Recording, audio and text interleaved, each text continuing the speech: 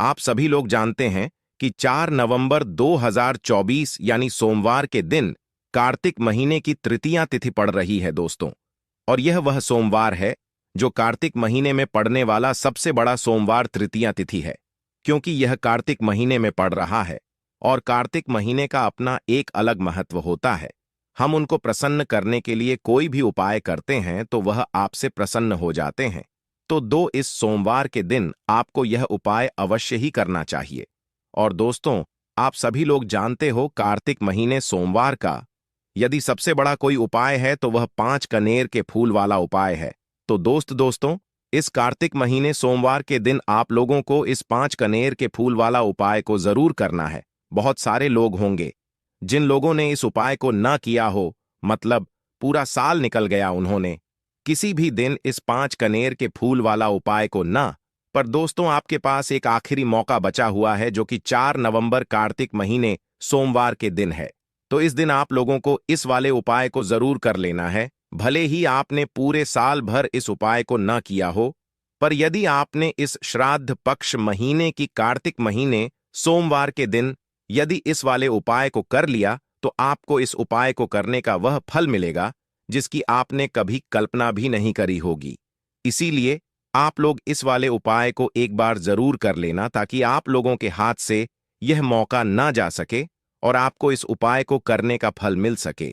दोस्तों, यह उपाय पंडित जी ने अपनी अभी की ही शिव महापुराण की कथा में बताया है, जिस उपाय को आज हम आपको बहुत अच्छे से समझाने वाले हैं। इस वीडियो को देखने के पश्चात इस उपाय को समझने के लिए आपको कोई और वीडियो को देखने की जरूरत नहीं पड़ेगी। तो चलिए दोस्तों, उपाय को शुरू करते हैं। देखिए, यह इस कार्तिक महीने के सोमवार के दिन यह इतना खास होता है, इतना महत्वपूर्ण होता है। देखा गया है कभी कभी बड़े बड़े पूजा पाठ अनुष्ठान से जो मनोकामना पूर्ण नहीं होते, वह कार्तिक महीने के दिन एक छोटे से उपाय करने से ही आपकी मनोकामना पूर्ण हो जाती है। और बहुत सारे लोगों ने इस उपाय को किया भी है और उनको इस उपाय को करने का फल भी जरूर मिला है।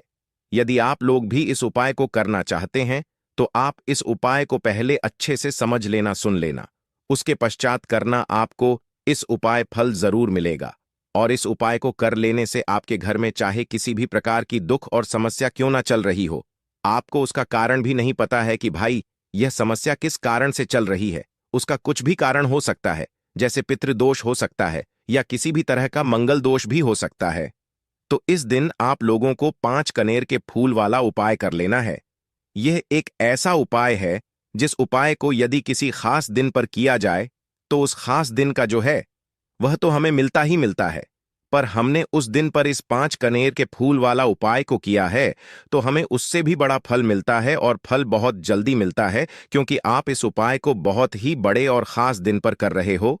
तो चलिए अब उपाय के बारे में बात करते हैं, किंतु उससे पहले आप लोगों को यह जानना आवश्यक है कि आखिर यह उपाय किस समय करना है, किसको करना है और कैसे करना है।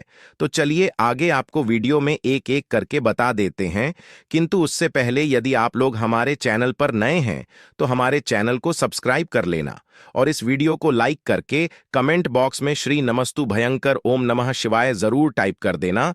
तो दोस्तों, इस 5 कनेर के फूल वाला उपाय को हमें इस कार्तिक महीने के सोमवार के दिन कैसे करना है, किसको करना है, किस समय करना है और कहां पर करना है, ये सारे सवालों के आपको इस वीडियो में मिल जाएंगे। और जो ये वीडियो देखेगा भाई, उसको 5 कनेर के फूल वाला उपाय जरूर करना चाहिए, क्योंकि इस दिन काला तिल का भी बहुत ही बड़ा और खास महत्व होता है। और जब बात आ जाए 5 कनेर के फूल वाला उपाय की, तो ये सोने पर सुहागा वाली बात हो जाती है और यह एक बहुत ही बड़ा उपाय हो जाता है इस कार्तिक महीने के सोमवार का। तो अब दोस्तों, इस 5 कनेर के फूल वाला उपाय को आखिर करना किसको है, सबसे हम लोग वह बात जान लेते हैं। तो देखो, घर की जो बड़ी माताएं बहनें का, तो अब दोस्तों इस 5 कनेर के फूल वाला उपाय को आखिर करना किसको है, सबसे पहले हम लोग वह बात जान लेते हैं। तो देखो, घर की जो बड़ी माताएं बहनें होती हैं, उन माताओं बहनों में से कोई भी एक बड़ी माता बहन इस वाले उपाय को कर सकती है। और दोस्तों, यदि आप चाहे तो अपने घर में से सभी सदस्यों को भी इस उपाय को करवा सकते हैं। यदि किसी व्यक्ति की खुद की कोई मनोकामना है, खुद की कोई दुख और परेशानी है कि वह अपने लिए ही करना चाहता है, इस वाले उपाय को तो वह खुद अपने लिए भी कर सकता है। बाकी यदि कोई घर में से ऐसा है जो कि अपने पूरे घर परिवार की सुख और शांति के लिए यह वाला उपाय करना चाहता है, तो भाई वह भी कर सकता है। उसमें भी कोई दिक्कत वाली बात नहीं है। कहने का मतलब यह है कि इस उपाय को हर एक सदस्य भी कर सकता है और पूरे घर परिवार के सदस्य के लिए घर की बड़ी माताओं बहनों में से कोई एक माता बहन भी कर सकती। माताएं बहनें यदि घर में उपस्थित ना हो या वह यह वाला उपाय ना कर पा रही हो, तो फिर घर का कोई बड़ा सदस्य भी इस 5 कनेर के फूल वाला उपाय को कर सकता है, चाहे फिर वह पुरुष ही क्यों ना हो। उसमें कोई भी दिक्कत वाली बात नहीं है।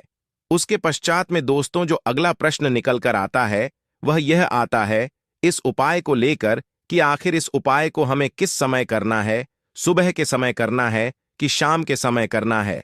तो देखो, इस वाले उपाय को आप लोग सुबह के समय भी कर सकते हो और शाम के समय प्रदोष काल में भी कर सकते हो।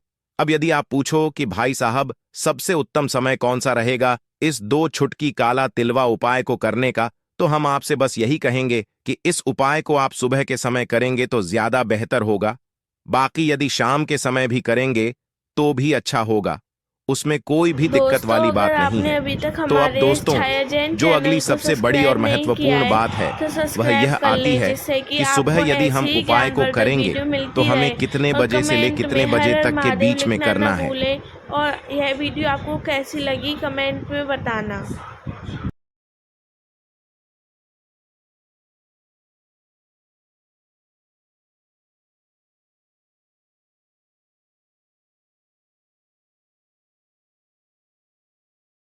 और शाम के समय प्रदोष काल में करेंगे तो हमें कितने बजे से लेकर कितने बजे के बीच में करना है। तो देखो, सुबह जितनी जल्दी हो सके आप उपाय को करने की कोशिश करना। बाकी यदि किसी कारणवश लेट भी हो जाओ, थोड़ी देर भी हो जाए, तो 10 या 11 बजे तक भी आप उपाय कर लेना, पर 12 बजे से ज्यादा देर ही ना हो, ठीक है। इस बात का ध्यान उसके पश्चात में दोस्तों, यदि शाम के समय प्रदोष काल की बात करें, प्रदोष काल का जो समय है होता है वह शाम के 6 बजे से शुरू हो जाता है। मतलब शाम के 6 बजे से लेकर शाम के 6 बजे से रात के 8 बजे के बीच में आप कभी भी इस वाले उपाय को कर सकते हो, उसमें कोई भी दिक्कत वाली बात नहीं है दोस्तों। अब देखिए, पी यदि किसी व्यक्ति से नाराज हो जाएं, किसी घर से नाराज हो जाएं, तो होता क्या है कि घर में धन से जुड़ी समस्याएं आने लगती हैं। पैसे को लेकर उस घर के लोग बहुत परेशान रहते हैं जहां पितृ नाराज हो। इसीलिए सदैव अपने पितरों को आपको प्रसन्न रखना है, जिससे कि पितरों की आत्मा को शांति मिले और वह सदैव आपको आशीर्वाद दे। अब यह जो कार्तिक के दिन होते हैं, इन दिनों में जब आप यह उपाय करेंगे जो हम आपको बताने वाले हैं, गौ माता से जुड़ा हुआ उपाय है।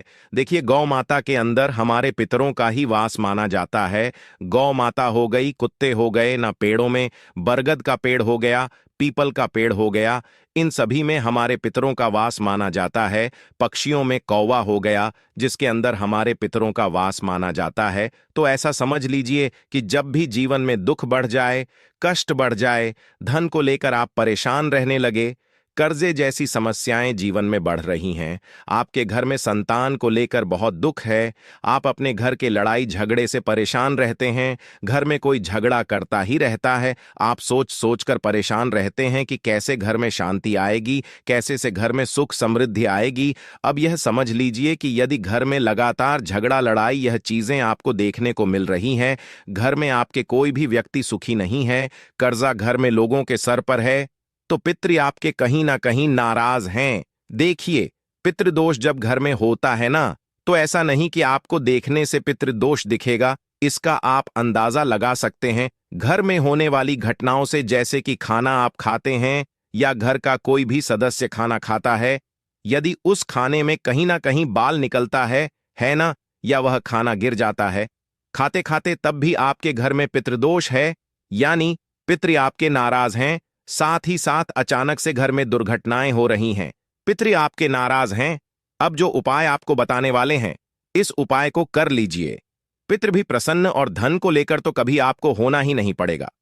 चलिए बात कर लेते हैं पहला वाला उपाय में, जो कि पितरों को प्रसन्न करने के लिए है और घर में स्थिर लक्ष्मी के वास के लिए। मतलब कभी आपके घर में ऐसा नहीं होगा कि आज पैसा आ रहा है और कल पैसा नहीं आ रहा है। ऐसा बहुत सारे घरों में होता है कि पैसा आता है तो रुकता नहीं है, और यदि पैसा रुकता है तो फिजूल खर्ची बहुत होती है, धन की बर्बादी बहुत होती है, जिससे कि घर के सदस्य बहुत ही परेशान रहते हैं। अब ज्यादातर यह समस्या होती है कि धन की बर्बादी हो रही है और घर में पैसा नहीं रुक रहा है। यदि आपके साथ भी ऐसा है तो बिल्कुल से आपको यह उपाय सुनना चाहिए और इसे कार्तिक में जरूर करना चाहिए। देखिए, आपको यहां पर क्या करना है कि तो चलिए दोस्तों, जान लेते हैं गुरुदेव द्वारा बताए गए सबसे पहले और खास उपाय के बारे में। देखिए दोस्तों, गुरुदेव ने बताया है कि सोमवार के दिन किया जाने वाला यह सबसे खास और सर्वश्रेष्ठ उपाय। तो अब हम यहां पर समझते हैं कि आपको उपाय कैसे करना है। सबसे पहली चीज दोस्तों, ये जो उपाय है ये 5 कनेर के फूल वाला उपाय है। तो सीधी सी बात है, इस उपाय में हमें 5 कनेर के फूल तो लेने ही लेने पड़ेंगे। अब यहां पर एक सबसे बड़ी गलती होती है जो कि आप उपाय में करते हो और आपको पता भी नहीं लगता है, जो कि हम आपको बताते हैं। देखिए, जो आप 5 कनेर के फूल लेकर आओगे, सबसे पहले तो कनेर का फूल आप लोगों को पता होगा कि कैसा होता है। हम आपको जब भी बता देते हैं, कनेर के फूल वो होते हैं जो कि पीले कलर के होते हैं, लंबे लंबे से होते हैं। आप लोगों ने देखे भी होंगे, आप लोगों ने जो थंब बनेल में फूल देखा हुआ था वही कनेर का फूल होता है। तो आप लोगों को वैसे ही 5 कनेर के फूल लेकर आने हैं। ये कनेर के फूल आप लोगों को बहुत आसानी से मिल जाते हैं, बस आपको इसका पेड़ ढूंढना होता है और बहुत सारे फूल उसमें लगे हुए होते हैं, कुछ भी कमी नहीं होती है। बस दोस्तों, आपको यहां पर ध्यान इस बात का रखना है कि ये 5 कनेर के फूल जो है, मतलब कनेर के फूल का पेड़ जो है कहीं बाहर लगा हुआ है, वो किसी के अंडर में नहीं लगा हुआ है, किसी का वो पेड़ नहीं है।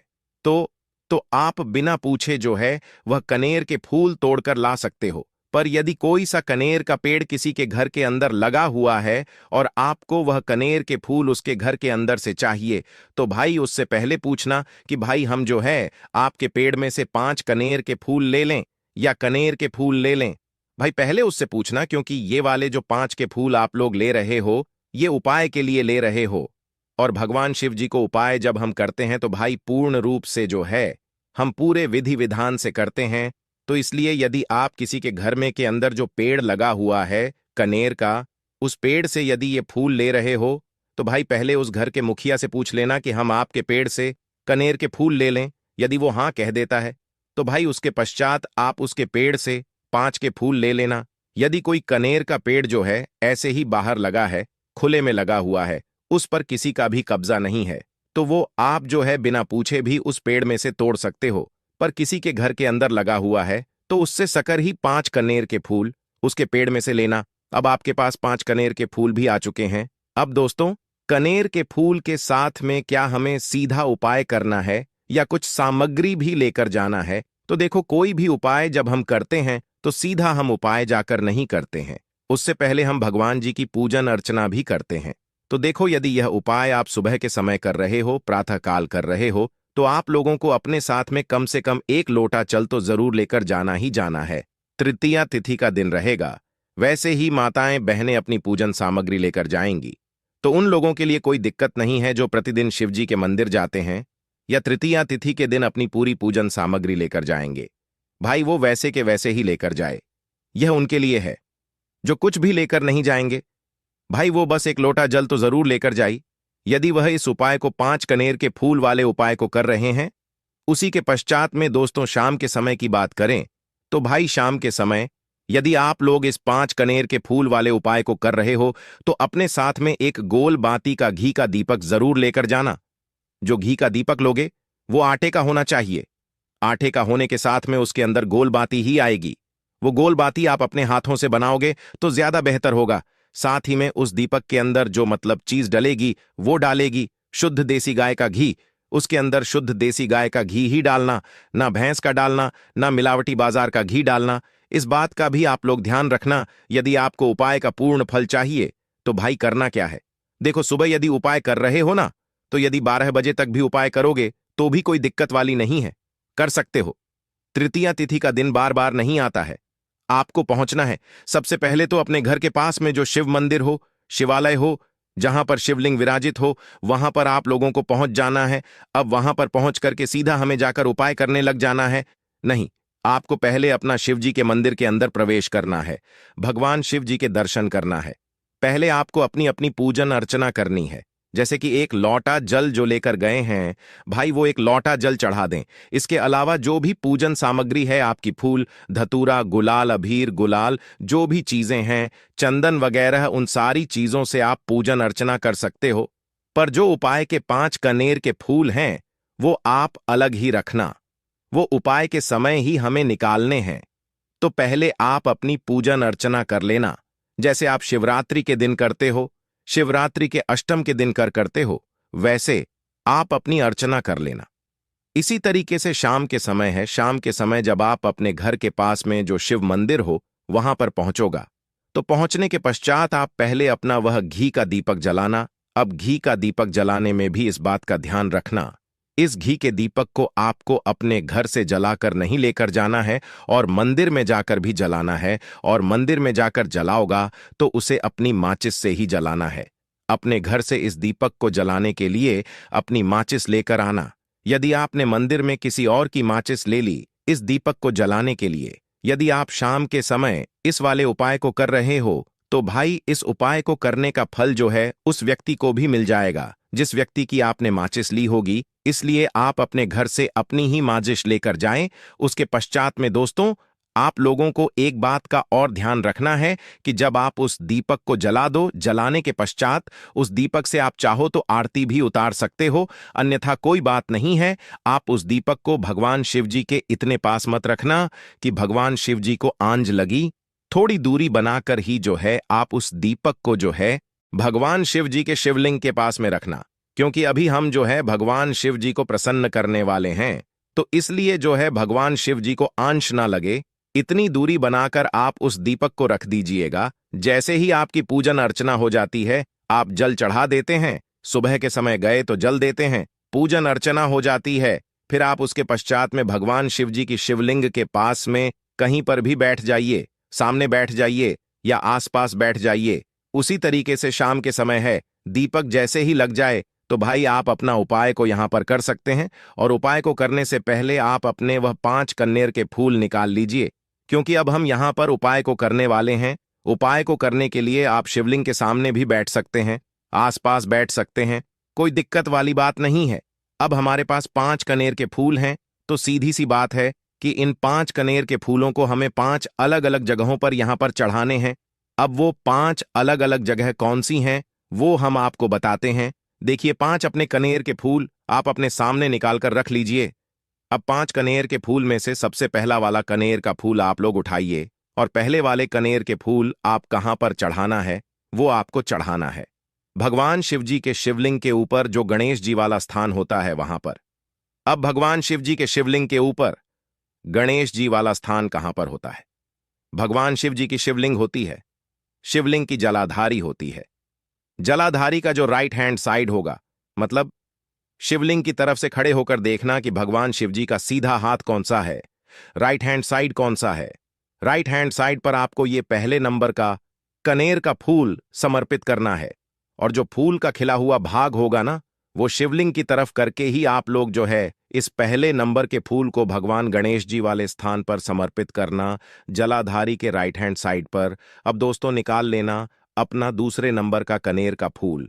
अब दूसरे नंबर के कनेर के फूल को आपको कहां पर समर्पित करना है, या आपको समर्पित करना है भगवान कार्तिकेय जी वाले स्थान पर।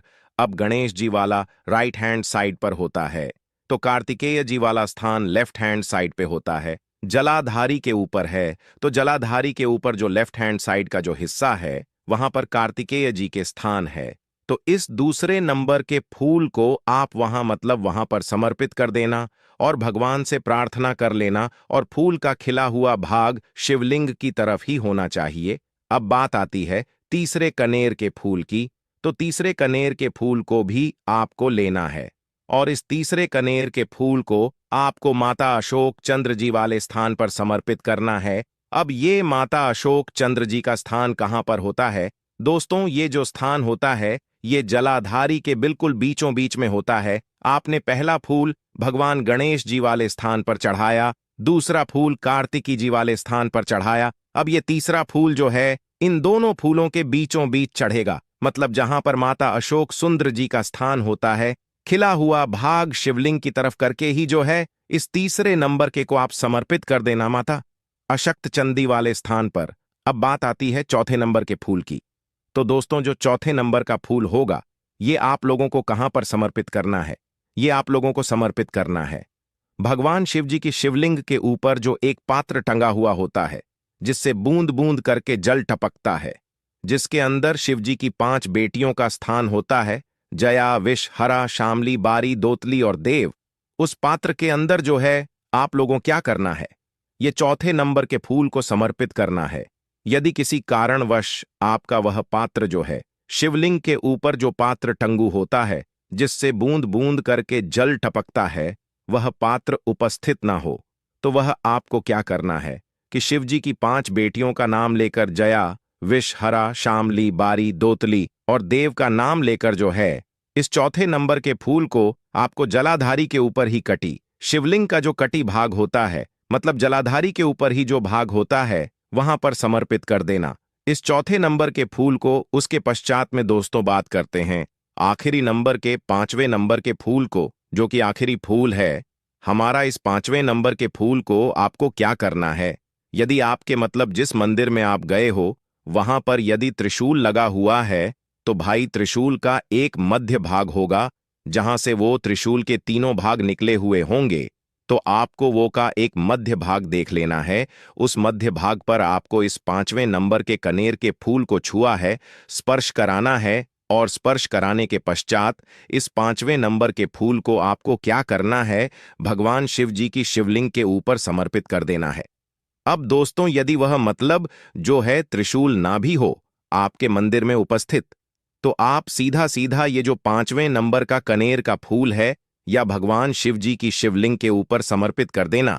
बस ध्यान इस बात का रखना कि जो खिला हुआ भाग है फूल का वो सामने की तरफ होना चाहिए, जलाधारी की तरफ होना चाहिए, और डंडी का जो भाग है वो शिवलिंग के पीछे की तरफ होना चाहिए फूल की। तो इस बात का आप लोगों को ध्यान रखना है। जैसे ही आप लोग को ये 5 फूल समर्पित कर दे देते हैं, वहीं पर भगवान शिव जी के शिवलिंग के पास में बैठकर जो है हाथ जोड़कर विनती कर कर अपनी वह मनोकामना बोलना, जिस मनोकामना के आप लोग यह वाला उपाय कर रहे हो, अपनी वह दुख और समस्या बोलना जिसके लिए आप लोग अपना ये वाला उपाय कर रहे हो। अपनी किसी भी एक मनोकामना के लिए ये वाला उपाय करना, 2-3 मनोकामना एक साथ मत बोलना। कोई भी एक मनोकामना बोल देना अपने 5वें नंबर के फूल को चढ़ाने के पश्चात, और चढ़ा दो तो भाई 2 मिनट भगवान शिव जी के नाम का जाप कर लेना। उसके साथ में दोस्तों आपका ये उपाय यहां पर पूर्ण हो जाता है। आप अब भगवान शिव जी के दर्शन करके उनको धोख देकर अपने घर पर वापस जा सकते हो। इसी के साथ में दोस्तों इस उपाय को करने से आपको बहुत ही बड़ा फल मिलेगा, आपकी मनोकामना बहुत ही जल्दी पूर्ण होगी और आपको इस उपाय को करने का फल भी बहुत ही बड़ा होकर मिलेगा। धन्यवाद। ऐसे ही जानकारी के लिए छाया जैन चैनल को सब्सक्राइब करें, और अगर आपको यह वीडियो अच्छी लगी हो तो एक लाइक अवश्य करें और कमेंट में ओम नमः शिवाय अवश्य लिखें।